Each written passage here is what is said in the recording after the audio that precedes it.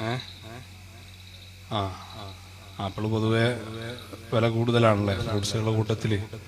ഇൻഷാ അല്ലാഹ് ആപ്പിളിന് പൊതുവെ ഔഷധ ഫലങ്ങളൊക്കെ പറയാറുണ്ട് പഠിക്കുന്ന സമയത്തൊക്കെ അല്ലേ. അങ്ങനെയുള്ള വലിയ ബുദ്ധിജീവികളുടെയൊക്കെ മേശയിലൊക്കെ നോക്കിയാൽ ഒരാപ്പിളോ അല്ലെങ്കിൽ അതിൻ്റെ കഷ്ണമൊക്കെ എപ്പോഴും കാണുന്ന ചിത്രങ്ങളാണ്. അസ്സലാമു അലൈക്കും വറഹ്മത്തുള്ളാഹി. ഒരു എൽമിൻ്റെ വേദിയിൽ ആപ്പിൾ കച്ചവടം നടത്തിക്കൊണ്ട് പണം സ്വരൂപിക്കുന്ന ഒരു മുസ്ലിയാരുടെ ഒരു വീഡിയോ ആണ് കാണിക്കുവാനുള്ളത്. അദ്ദേഹം ഇവിടെ പറഞ്ഞ വാക്കുകൾ, അതിൽ പറയുന്നത് ആപ്പിൾ പൊതുവെ ഔഷധ ഗുണമുള്ള ഒരു കാര്യമാണ്. ബുദ്ധിജീവികളുടെ മേശയുടെ മുകളിലൊക്കെ ആപ്പിളിൻ്റെ കഷ്ണമുണ്ടായിരിക്കും എന്നൊക്കെയാണ് മൂപ്പർ പറയുന്നത്. ആപ്പിളിന് എന്ത് ഔഷധ ഗുണമുള്ളത്? പണ്ട് സിംഹവാലൻ കുരങ്ങ് എന്ന് പറയുന്ന ആ കുരങ്ങിന് ഔഷധ ഗുണമുണ്ട് എന്ന് പറഞ്ഞുകൊണ്ട് വേട്ടയാടുമായിരുന്നു. ഇപ്പോൾ ഈ ഫോറസ്റ്റ് ഏരിയകൾ, മലമ്പ്രദേശങ്ങളിലൊക്കെ സിംഹവാലൻ കുരങ്ങിൻ്റെ ഫോട്ടോ വെച്ചിട്ട് അതിൻ്റെ ചുവട്ടിൽ എഴുതി വെക്കും, എന്നിൽ ഔഷധ ഗുണമില്ല എന്ന് എഴുതി വെക്കും. അതെന്തിനാണെന്നറിയോ? അതിന് വെടിവെച്ചിട്ടോ അല്ലെങ്കിൽ കല്ലെറിഞ്ഞ് കൊന്നിട്ടോ കൊണ്ടുപോയിട്ട് രസായനം ഉണ്ടാക്കി കുടിക്കണ്ട, അതിൽ ഔഷധ ഗുണമില്ല എന്നുള്ളതാണ് ആ എഴുതി വെക്കുന്നത്. അതുപോലെ ഇനിയിപ്പോൾ ആപ്പിളിൽ ഔഷധ ഗുണമില്ല എന്ന് എഴുതി വെക്കേണ്ട ഒരു അവസ്ഥയാണ് ഈ മൂല്യാക്കന്മാർ കാരണം വന്നിരിക്കുന്നത് എന്നുള്ള. പിന്നൊരു കാര്യം പറഞ്ഞത്, ബുദ്ധിജീവികളുടെ മേശയിലൊക്കെ ആപ്പിൾ ഉണ്ടാകുമായിരുന്നു, കാണാറുണ്ട്, അതിൻ്റെ ചിത്രമൊക്കെ കണ്ടിട്ടുണ്ട് എന്നുള്ളതാണ്. ഇന്നത്തെ ബുദ്ധിജീവികളൊക്കെ ഐഫോണാണ് ഉപയോഗിക്കുന്നത്. ഈ ഐഫോണിൻ്റെ ബാക്കിൽ, എൻ്റെ അടുത്ത് ഐഫോണില്ല, ഐഫോണിൻ്റെ ബാക്കിൽ ഒരു ആപ്പിൾ, കടിച്ച ആപ്പിളിൻ്റെ ഒരു സിമ്പലാണ്, അവരുടെ എംബ്ലം അതാണ്, ഒരു ആപ്പിളിൻ്റെ കടിച്ചത്. അപ്പോൾ ആപ്പിൾ കഷ്ണം എന്ന് നമുക്ക് മനസ്സിലാക്കാം. അതായിരിക്കും മൂപ്പർ ഉദ്ദേശിച്ചിട്ടുള്ളത്. അല്ലാതെ ആപ്പിൾ തിന്നാൽ ബുദ്ധി കൂടുതൽ ചെയ്യൂല, തിന്നിട്ടില്ലെങ്കിൽ ബുദ്ധി ഇല്ലാണ്ടിരിക്കുകയും ചെയ്യൂല. ആപ്പിൾ എന്ന് പറഞ്ഞാൽ സാധാരണ ഒരു പഴവർഗ്ഗം, അത്രേ ഉള്ളൂ. ഫ്രൂട്ട്സിൽ രാജാവ് ആപ്പിളോ അല്ലെങ്കിൽ മുന്തിരിയോ ഒന്നല്ല, മാങ്ങയാണ് എന്നുള്ളതാണ് സാധാരണ പറഞ്ഞു കേട്ടിട്ടുള്ളത്. ഇനി കുറച്ചും കൂടി പറയുന്നുണ്ട്, കേൾക്കാം നമുക്ക്. നമ്മളൊക്കെ പരിചയപ്പെട്ടിട്ടുള്ളത് ഇൻഷാ അല്ലാഹ് ഒരു 100 രൂപക്ക് ആപ്പിൾ ഉണ്ടാകാൻ പറ്റിയൊരു ബിസ്മില്ലാ. ഒരു കിലോ ആപ്പിളിന് 150, 200 അല്ലെങ്കിൽ 220 മാക്സിമം. ഇപ്പോൾ ഷിംല ആപ്പിളിനൊക്കെയാണ് കുറച്ച് കൂടുതൽ വില തോന്നുന്നുണ്ട്. ഇവിടെ ന്യൂസിലാൻഡിൻ്റെ ആപ്പിളൊക്കെ വരും 180, 200, ഏറി വന്ന 220 ഉറുപ്പ്യ, അതിൻ്റെ മേലൊന്നുമില്ല. ഇനി 250 കൂട്ടുക. ഒരു കിലോ ആപ്പിളിൽ എത്രയെങ്കിലും, അത് ചെറിയ ആപ്പിളാണ്. അവർ 10-15 ആപ്പിളൊക്കെ ഉണ്ടാവും തോന്നുന്നു, അയാളുടെ കയ്യിൽ കണ്ട ചെറിയ ആപ്പിളാണ്. അപ്പോൾ ഒരു 15 ആപ്പിളൊക്കെ ഉണ്ടെങ്കിൽ ഒരു ആപ്പിളിന് 100 വെച്ചിട്ടാണ് കൊടുക്കണേ. 2 ആപ്പിൾ മതി. 2 ആപ്പിളിൻ്റെ പൈസക്ക് നമുക്ക് 1 കിലോ വാങ്ങാം. അപ്പുറത്ത് ആ ഫ്രൂട്ട്സ് കടയിൽ പോയാൽ മതി അല്ലേ? ഇനി പറയുന്നത് കേൾക്കാം നമുക്ക്. ഒരു പൊന്നു മോൻ, അള്ളാഹു ബർക്കത്തിൽ കട്ടെ. ഇനി ആരാ 100 രൂപക്ക് ആപ്പിള്? ബിസ്മില്ലാ, വേഗം വരി. ആപ്പിള് 100 രൂപ ഇൻഷാ അല്ലാഹ്. ബിസ്മില്ലാ. ഇനി ആരാ? വേഗം വരും, സമയം കളയണ്ടെന്ന് പറഞ്ഞിട്ട് മൂപ്പർക്ക് കുടിക്കുവാൻ സമയമായി. അതിന് ആരാണ് ഒരു സംഖ്യ തന്നിട്ട് വാങ്ങുക എന്ന് പറഞ്ഞാൽ പോലും ഒരു രസം ഉണ്ടായിരുന്നു. അവിടെ 100 ഇല്ലാത്തവന് ആപ്പിളില്ല, 100 ഉണ്ടെങ്കിൽ ആ ഒരു ആപ്പിൾ കിട്ടുള്ളൂ. ആ ആപ്പിളിന് ഭയങ്കര ബർക്കത്തുണ്ട് എന്നാണ് നേരത്തെ പറഞ്ഞ ആ തള്ളുകളിൽ നിന്നൊക്കെ വരുത്തി വെച്ചത്. അത് കച്ചവടമാണ്. ഇവിടെ 100 രൂപയ്ക്ക് ഒരു ആപ്പിൾ എന്ന് പറഞ്ഞാൽ അതൊരു കച്ചവടമാണ്. അല്ലാണ്ട് അവരുടെ സംഭാവനയ്ക്ക് ഒരു ബർക്കത്ത് കൊടുക്കലൊന്നുമല്ല. ബർക്കത്തൊക്കെ അവിടെ എവിടെ പോയിട്ടുണ്ട് മൂല്യരെ? പറയും. 11 മണിക്ക് നിർത്തണം എന്ന് പറഞ്ഞത്. ഇൻഷാ അല്ലാഹ് 11:17 ആകുമ്പോഴേക്കും മജ്‌ലിസ് ഇൻഷാ അല്ലാഹ് ദ്വാരന്ന് പിരിയും. അള്ളാഹു ബർക്കത്ത് നൽകട്ടെ, അള്ളാഹു ഖബൂലിയത്ത് നൽകട്ടെ. ആരെങ്കിലും ഉമ്മമാർ, സഹോദരിമാർ ഇൻഷാ അല്ലാഹ് വേഗം വരി. അതാ ഒരു ചെറിയ കുട്ടി. അള്ളാഹു നീ ബർക്കത്ത് നൽകണേ അല്ലാഹ്. എല്ലാവരും ആമീൻ പറയും. നീ ബർക്കത്ത് നൽകണേ അല്ലാഹ്. ഇൻഷാ അല്ലാഹ്. ഇനി ആരാ? അൽഹംദുലില്ലാ. ഇനി ആരാണ്ട്? 100 രൂപക്ക്. അൽഹംദുലില്ലാ. ആരെങ്കിലും ഉണ്ടോ? ഒരു മോനും കൂടി. അള്ളാഹു ബർക്കത്ത് നൽകി അനുഗ്രഹിക്കട്ടെ. ഇനി ആരാളുടെ ഉമ്മ പെണ്ണുള്ള ഭാഗത്തേക്ക് 2-3 കൊണ്ടേക്കൂടി മേടിച്ചോളൂ ഇൻഷാ അല്ലാഹ്. അതിനും വേണ്ടി നമ്മൾ സമയങ്ങളില്ല. ഇതെന്താ വെളിച്ചെണ്ണ? അല്ലാഹ്, വെളിച്ചെണ്ണയും കൂവപ്പൊടി. പിന്നെന്താ ഉള്ളത്? വെളിച്ചെണ്ണ ഉണ്ട്, കൂവപ്പൊടി ഉണ്ട്. അപ്പോൾ ഇതുപോലെയുള്ള സാമഗ്രികളൊക്കെ കൊണ്ടുവന്നിട്ട് ഇതുപോലെ എൽമിൻ്റെ മജ്‌ലിസാണ്, പ്രഭാഷണ വേദിയാണ് എന്നൊക്കെ പറഞ്ഞിട്ട് പച്ചശാലിട്ടൊരു മൂല്യരെ കിട്ടിക്കഴിഞ്ഞാൽ മൂപ്പരെയും കൊണ്ട് ഇങ്ങനെ കൊടുപ്പിക്കുക. ഒരു ആപ്പിളിന് 100 രൂപ. ആ 100 രൂപയെ കൂടി 100 രൂപയും കൂടി കൂട്ടിക്കഴിഞ്ഞാൽ 1 കിലോ ആപ്പിൾ വാങ്ങിയിട്ട് കൊണ്ടുപോയിട്ട് കുട്ടികൾക്ക് ഇഷ്ടം പോലെ തിന്നാൻ കിട്ടും. ഇതിപ്പോൾ കൊണ്ടുപോയിട്ട് കൊണ്ടുപോയിട്ട് എന്ത് ചെയ്യണം? 8 മക്കളുണ്ട് വെച്ചെങ്കിൽ, 8 മക്കളൊന്നും ഇപ്പോൾ ഇന്നത്തെ കാലത്ത് എവിടെ ഉണ്ടാവില്ല. 8 മക്കളുണ്ട് വെച്ചെങ്കിൽ 10 കഷ്ടാക്കണം. തന്തക്കും തള്ളക്കും വേണല്ലോ ഓരോ കഷ്ണം. അപ്പോൾ 10 കഷ്ണം, ഒരു ആപ്പിളിനെ 10 കഷ്ണമാക്കി കഴിഞ്ഞാൽ പിന്നെ സലാഡിൽ ഇടാനല്ലേ പറ്റുള്ളൂ സഹോദരന്മാരെ. അപ്പോൾ ഇതുപോലെയാണ്. പിന്നെ അവിടെ വെളിച്ചെണ്ണ ഉണ്ട്, കൂവപ്പൊടി ഉണ്ട് എന്നൊക്കെ പറഞ്ഞ് ഈ വെളിച്ചെണ്ണയും കൂവപ്പൊടിയും ഒക്കെ ഇവിടെ കൊടുന്നു കൊടുക്കുന്നത് എന്തിൻ്റെ അടിസ്ഥാനത്തിലാണെന്നറിയില്ല. കേരയുടെ വെളിച്ചെണ്ണ പാക്കറ്റ് വാങ്ങിയിട്ട് ഇവിടെ കൊടുന്നു കൊടുക്കുക. എന്നിട്ട് അവിടുന്ന് നമ്മൾ 150 റുപ്യക്ക് വാങ്ങിയൊരു വെളിച്ചെണ്ണ പാക്കറ്റ് ഇവിടെ കൊടുന്നാൽ 350 വിൽക്കുക. അത് വിൽപ്പനയാണേ. ലേലം വിളി. എന്ത് ലേലം വിളി? ലേലം വിളി ഇസ്ലാമിലുണ്ടോ? അങ്ങനെ പഠിപ്പിച്ചു തന്നിട്ടുണ്ടോ? ആ നോക്കുക. മീൻകാരൻ വരുന്നുണ്ട്. മീൻകാരൻ വരുമ്പോഴത്തേന് നമുക്ക് പറഞ്ഞു തീർക്കണം. പഞ്ചസാര ഒന്നും ഇല്ലാത്തതുകൊണ്ട് വേഗം വരി. അൽഹംദുലില്ലാ, അല്ലാഹു ബർക്കത്തിൽ അനുഗ്രഹിക്കട്ടെ. പഞ്ചസാര ഒന്നും ഇല്ലാത്തത് കൊണ്ട് വേഗം വരെയും അള്ളാഹു ബർക്കത്ത് നൽകി അനുഗ്രഹിക്കട്ടെ എന്ന് പറയുന്നുണ്ട്.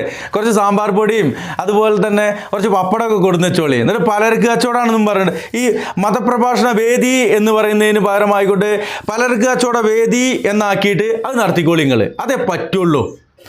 എന്താ ചെയ്യാലേ? ഇതുപോലെയൊക്കെയാണ് ഇവരുടെ കാര്യങ്ങൾ. ഇൻഷാ അല്ലാഹ് ദീനുൽ ഇസ്ലാം പറയേണ്ടത് ഇങ്ങനെയൊന്നുമല്ല. ഇങ്ങനെ ലേലം വിളിച്ചിട്ടും കച്ചവടം നടത്തിയിട്ടൊന്നും അല്ല. ദീൻ കച്ചവടം നടത്തിയിട്ട് വ്യാപാരമേ ഇവർക്ക് അറിയുള്ളൂ, വാണിഭ്യമേ ഇവർക്ക് അറിയുള്ളൂ. ഇതുപോലെ ചൂഷണം മാത്രമേ ഇവർക്ക് അറിയുള്ളൂ.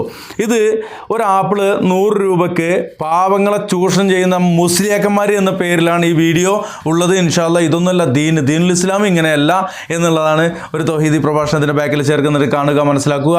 അള്ളാഹു അനുഗ്രഹിക്കട്ടെ. അസ്സലാമു അലൈക്കും വറഹ്മത്തുള്ളാഹി. ജീവിതം അനർത്ഥമാകും, നമ്മുടെ ജീവിതം അനർത്ഥമാകും.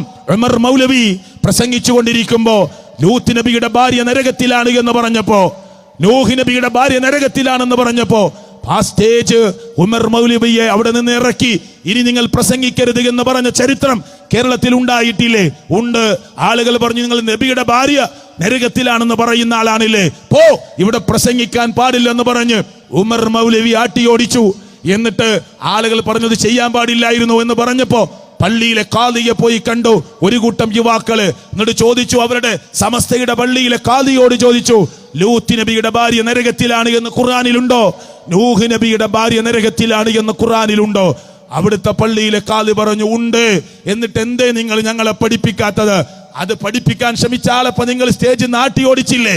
പിന്നെ ഞാനിത് പഠിപ്പിച്ചാൽ ഈ പള്ളിയിൽ എനിക്ക് ചാൻസ് ഉണ്ടാവില്ല, അതുകൊണ്ടാണ് മിണ്ടാതിരുന്നത് എന്ന് ഉമർ മൗലയുടെ ചരിത്രം വായിക്കുന്നവർക്കറിയാം. അതായിരുന്നു കേരളത്തിന്റെ അവസ്ഥ. അറിയോ നിങ്ങൾക്ക്? പാന്ത്രോട്ട് തറവാട് എന്ന് പറയുന്ന തറവാട് ഒരു പള്ളി ദർസിലെ ഉസ്താദിനും അവിടെ പഠിക്കുന്ന മുത്തഅല്ലിമീങ്ങൾക്കും ശമ്പളം കൊടുക്കുന്ന തറവാടാ. ആ തറവാട്ടുകാര് ശമ്പളം കൊടുക്കുന്നു, ഖാദർ ഹാജിയും കുട്ടികളും അവിടേക്ക് ഭക്ഷണം കൊടുക്കുന്നു. അവരുടെ പാടം തർക്കത്തിലായി. നെല്ലുപാകുന്ന നാറുപാകുന്ന ഈ സ്ഥലം, ഇതാ കേരളത്തിന്റെ ചരിത്രമുണ്ടായിരുന്നത്. മുജാഹിദ് പ്രസ്ഥാനത്തെ പരിഹസിക്കുന്നവരുണ്ട്. നവോത്ഥാന പ്രസ്ഥാനം എന്ന് പറയുമ്പോ അതിന്റെ കുത്തവകാശം ഞങ്ങൾക്കാണ് എന്ന് പറയുന്നവരുണ്ട്. ഇംഗ്ലീഷ് നരകത്തിലെ ഭാഷയാണെന്ന് പറഞ്ഞവർ ഇന്ന് കാന്തപുരം ഉസ്താദിന്റെ ഹോസ്പിറ്റലിന്റെ പേര് തന്നെ റെഡ് ക്രസന്റ് ഹോസ്പിറ്റൽ എന്നാണ്. അതിന്റെ വിദ്യാർത്ഥി ഘടകങ്ങളുടെ പേരുകൾ ഇംഗ്ലീഷ് ലെറ്ററുകളിലാണ്. നമുക്ക് അഭിമാനിക്കാം, നമ്മൾ ആരെയും കുറ്റപ്പെടുത്തുന്നില്ല. ഞാൻ ഈ ഉദാഹരണമാണ് പറയുന്നത്. അള്ളാഹുവിന്റെ ഖുർആനിന്റെ ഒരായത്തിന്റെ അർത്ഥം പോലും മുസ്ലിം ഉമ്മത്തിന് അറിയുമായിരുന്നില്ല. അവിടെയാണ് മുജാഹിദ് പ്രസ്ഥാനം എഴുന്നേറ്റു നിന്നത്. പാന്ത്രോട്ട് തറവാട്ടുകാർ പറഞ്ഞു, നാറുപാകുന്ന സ്ഥലം ഞങ്ങളുടേതാണ് എന്ന്. ഖാദർ ഹാജിയും കുട്ടികളും പറഞ്ഞു, അല്ല, ഞങ്ങളുടേതാണ് എന്ന്. തർക്കം മൂത്തു. പള്ളിയിലെ ഖാദിയുടെ അടുക്കലേക്ക് എത്തി. ഖാദി അവരോട് ചോദിച്ചത്രേ, ദിനിഅമത്തുല്ലാ ഫാറൂഖി തന്റെ ഉപ്പ കൃത്യമായി അനുഭവത്തിന്റെ വെളിച്ചത്തിൽ പറയുന്നു എന്ന് പറഞ്ഞ് നിങ്ങളൊക്കെ കേട്ട പ്രസംഗങ്ങളിൽ ഒരു ഭാഗമാണത്. എന്താ പറഞ്ഞത്? ഖാദി പറഞ്ഞു, ഞാൻ ഖുർആൻ എടുക്കട്ടെ, പാന്ത്രോട്ടുകാരുടെ നാറുപാകുന്ന സ്ഥലമാണോ ഇത്? അല്ല, ഖാദറാജിയും കുട്ടികൾക്കും അവകാശപ്പെട്ടതാണോ എന്ന് ഖുർആൻ ഒന്ന് തുറക്കട്ടെ. ഖുർആനിൽ നിങ്ങളുടേതല്ല എന്നുണ്ടെങ്കിൽ നിങ്ങൾ സമ്മതിക്കുമോ എന്ന് ആ പാവപ്പെട്ട മനുഷ്യരോട് ചോദിച്ചപ്പോൾ അവർ പറഞ്ഞു, ഖുർആനിൽ ഞങ്ങളുടേതല്ല എന്നുണ്ടെങ്കിൽ പിന്നെ ഞങ്ങൾ തർക്കിക്കാനില്ല എന്ന് പറഞ്ഞപ്പോ ഖുർആൻ ഇങ്ങ് തുറന്നിട്ട് ഉസ്താദ് ഓതിയത്രേ, ഫഅൻദർതുക്കും നാറൻ തലല്ലാ, പാന്ത്രോട്ടുകാർക്ക് നാറുപാകാൻ സ്ഥലമില്ല, ഇത് ഖുർആനിലുണ്ട് എന്ന് പറഞ്ഞ് മധ്യസ്ഥം വഹിച്ചുകൊണ്ട് ആ പാവപ്പെട്ട കുടുംബത്തെ പിരിച്ചുവിട്ടു എന്ന് മുൻഗാമികളായ മുജാഹിദ് പ്രസ്ഥാനത്തിന്റെ നേതാക്കന്മാർ പ്രസംഗിക്കുന്നത് നമ്മൾ കേട്ടിട്ടുണ്ട്. ഫഅൻദർതുക്കും നാറൻ തലല്ലാ, കത്തിജ്വലിക്കുന്ന നരകത്തെ കൊണ്ട് ഞാൻ നിങ്ങൾക്ക് താക്കീത് ചെയ്യുകയാണ് എന്ന് പറഞ്ഞ ആയത്തെടുത്തിട്ട് ഒരു കുടുംബത്തിന് നാറുപാകാൻ സ്ഥലമില്ല എന്നതാണ് ഈ ആയത്തിൽ പറയുന്നത് എന്ന് പറഞ്ഞ് പാവപ്പെട്ട മുസ്ലിം ഉമ്മത്തിനെ ചതിച്ച് വഞ്ചിച്ച് ഫത്വകൾ പറയുകയും പാവപ്പെട്ട മുസ്ലിം ഉമ്മത്തിനെ ചതിക്കുകയും ചെയ്തിരുന്ന ഒരു കാലഘട്ടത്തിലാണ് മുജാഹിദ് പ്രസ്ഥാനത്തിന്റെ നേതാക്കന്മാർ അള്ളാഹുവിന്റെ ഖുർആൻ ഫാത്തിഹ സൂറത്തിന്റെ അർത്ഥമെങ്കിലും നിങ്ങൾ പഠിക്കണമെന്ന് പറഞ്ഞ് എഴുന്നേറ്റു നിന്നത് ആട്ടിയോടിച്ചു പലരും ഇല്ലേ. സയ്യിദ് മൗലവി രണ്ടത്താണി അദ്ദേഹം പ്രസംഗിച്ചു കൊണ്ടിരിക്കുമ്പോ കരിങ്കൽ കഷ്ടങ്ങൾ വന്ന് മുഖത്തടിച്ച് പല്ല് താഴെ വീണപ്പോ പ്രിയപ്പെട്ടവരെ അദ്ദേഹത്തിന്റെ കൂട്ടുകാരനായ ഒരു സഖാവ്, രാഷ്ട്രീയ സ്വാധീനമുള്ള മന്ത്രിസഭയിലുള്ള ഒരാൾ പറഞ്ഞു സയ്യിദ് മൗലവിയോട്, നിങ്ങൾ ഒരു വളരെ വലിയ പ്രയാസമാണ് നിങ്ങൾക്കുണ്ടായിട്ടുള്ളത്, പകരം ഞാൻ നിങ്ങൾ അവരാരാണ് കുറ്റക്കാരെന്ന് പറഞ്ഞു തന്നാൽ നിങ്ങൾക്കറിയുമല്ലോ നിങ്ങൾ ആക്രമിച്ചവരെ. ശരി, അവരാരാണ്, എത്ര പേരുണ്ട്, കൃത്യമായി പറഞ്ഞോളൂ, അവർക്ക് ശിക്ഷ കൊടുക്കാം, രാജ്യം അനുവദിക്കുന്ന ജനാധിപത്യ രീതിയിലുള്ള ശിക്ഷ അവർക്ക് കൊടുക്കാമെന്ന് പറഞ്ഞപ്പോ സയ്യിദ് മൗലവി രണ്ടത്താണി അദ്ദേഹം പറഞ്ഞത് എന്താണെന്നറിയോ? ആ സഖാവിനോട്, രാഷ്ട്രീയ സ്വാധീനമുള്ള മനുഷ്യനോട്, ഇവിടുത്തെ മന്ത്രിസഭയിൽ സ്വാധീനമുള്ള മനുഷ്യനോട് സയ്യിദ് മൗലവി രണ്ടത്താണി പറഞ്ഞത്, വേണ്ട, അങ്ങനെ ഒരു പ്രതികാര നടപടികളൊന്നും വേണ്ട. എനിക്ക് വേണ്ടത്, ഞാൻ ഇന്ന് പ്രസംഗിച്ചപ്പോൾ കല്ലെടുത്തെറിഞ്ഞ് എന്റെ പല്ല് പോയ ഈ സ്റ്റേജ് ഉണ്ടല്ലോ, ഇതേ വേദിയിൽ 3 ദിവസം ലോകത്തിന്റെ രക്ഷിതാവായ റബ്ബിന്റെ തൗഹീദ് പറയാൻ പെർമിഷൻ തരുമോ നിങ്ങൾ? അത് മതി എനിക്ക്, എന്നെ ആക്രമിച്ചതിന് പകരമെന്ന് പറഞ്ഞ് സഖാവ് ഉറപ്പ് കൊടുക്കുന്നു, പോലീസ് പ്രൊട്ടക്ഷൻ കൊടുക്കുന്നു. നിങ്ങൾ പറഞ്ഞോളൂ തൗഹീദ്, 3 ദിവസത്തെ പെർമിഷൻ ഞാൻ പോലീസ് ഉദ്യോഗസ്ഥരോട് സംസാരിച്ചിട്ടുണ്ട്, നിങ്ങൾക്ക് പെർമിഷൻ തരും എന്ന് പറഞ്ഞ് 3 ദിവസത്തെ ആ തൗഹീദിന്റെ പ്രസംഗം തനിക്കേറ്റ പീഡനങ്ങൾക്ക് പകരം മതി എന്ന് പറഞ്ഞ സയ്യിദ് മൗലവി രണ്ടത്താണിയെ പോലെയുള്ളവർ നയിച്ച പ്രസ്ഥാനമാണ് മുജാഹിദ് പ്രസ്ഥാനം. അവർ വെട്ടിത്തെളിച്ച് കാണിച്ചു തന്ന പാതയാണ് മുജാഹിദ് പ്രസ്ഥാനത്തിന്റെ പാത. ആ പാതയിലാണ് ഞാനും നിങ്ങളുമൊക്കെ മുന്നോട്ട് പോയിക്കൊണ്ടിരിക്കുന്നത്. ഞാനിത് പറയുന്നത് ഇവിടെ ആദർശ സംബന്ധമായ കാര്യങ്ങൾ ക്ലിപ്പുകൾ സഹിതം ഇട്ടുകൊണ്ട് മഗ്രിബ് നമസ്കാരാനന്തരം ഇവിടെ സംസാരിക്കും.